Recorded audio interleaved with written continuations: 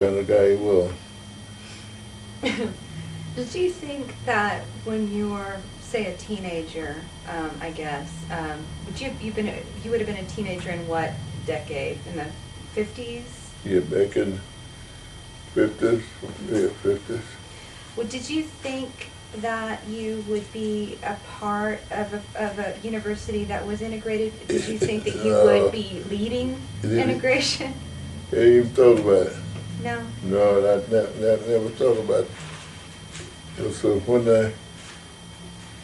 I came, it was a student, all black situation. We never thought about going to school with white then, and we when I got to a place here where I was being recruited and went off to college, uh, we never thought in terms of going to white school. We just, because there wasn't no blacks nowhere in the United States in the white school that we knew about. I guess it's some farther south there, but north or west, in the school there. I remember when Charlie Fair.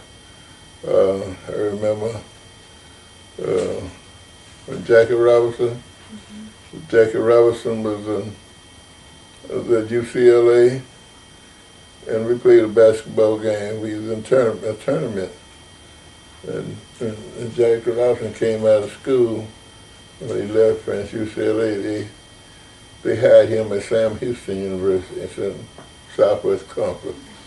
As I was in Sam Houston University Black School that Austin, and we had the best team in the group. Langston had a team. We had a good team in basketball. We beat everybody. And Jackie played Jackie Robinson team, which is at Sam Houston. And Zip Gale was telling us about Sam Jackie Robinson, and he's telling us about that's the coach. But he went to school at UCLA and this and that. And we didn't think much about Jackie Robinson, and because we didn't know nothing about it. Never heard of him at Sam, out there at UCLA where he went to school. But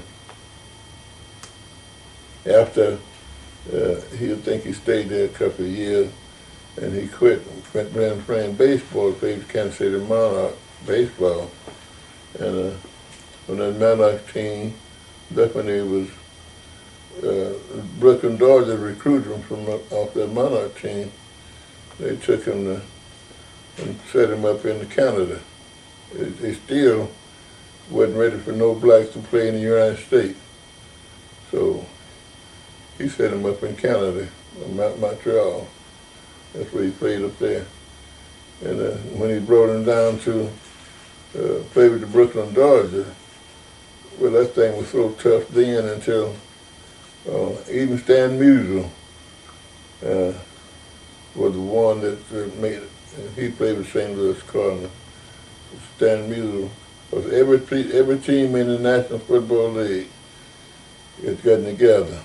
I mean, if Jackie Robinson played on any team, I believe the first team they was going to play was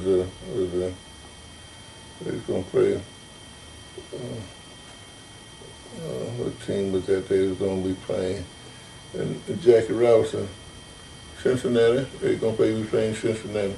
If Jackie Robinson make the team, Cincinnati, if he comes out to play every team in the United States, all major league teams going to shut down that day, nobody play. And they wasn't going to allow no black to play in the United States.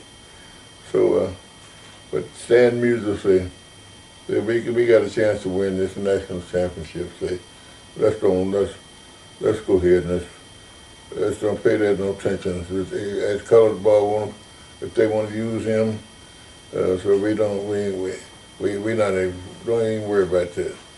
And that's where he got to play. And sure enough, they got the word around, and everybody went on to play. But playing Cincinnati was the one that gave Jackie such a rough time.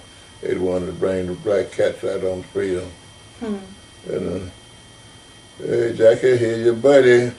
And these are Major League Baseball players now.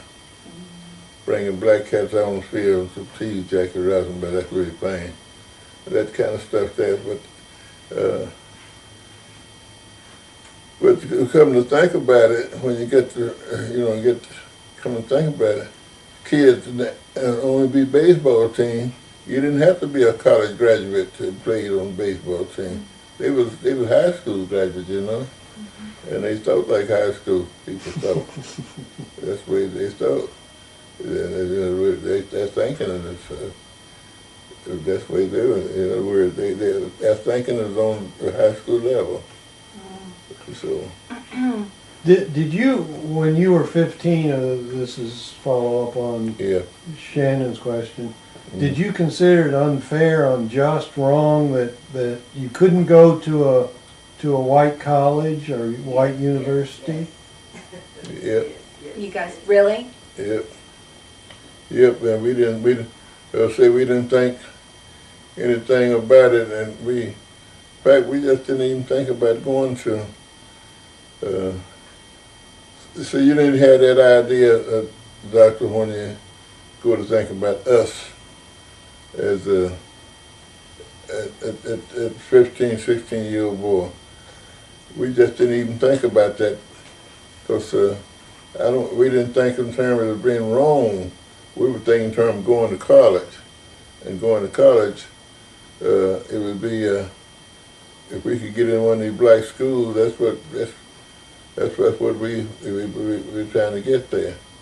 And but Mrs. Moore, you did. You wanted to go. You felt wronged at 15 that you didn't have access to white colleges.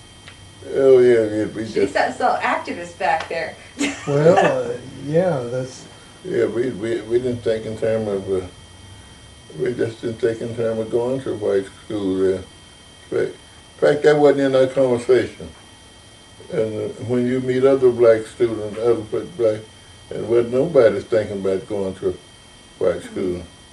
That wasn't in the black man's, at age 15, that wasn't in our conversation. We just didn't think in terms of it. Would you have been, so Brown versus the Board of Education was that 1953? So how old were you in 53?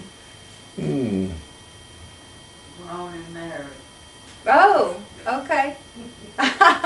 So we're talking about the 40s then. So that was okay. Yeah. So when do you what about when King started marching and those sit-ins started making their way across the South? Yeah, well, I was teaching school then. You okay? Yeah, I was teaching school. I was teaching Carver, Oklahoma. I was teaching school, Carver, Oklahoma. Yeah. When I first started teaching, trying to play ball and teaching, I was at Paris, Texas. We didn't have that stuff that then.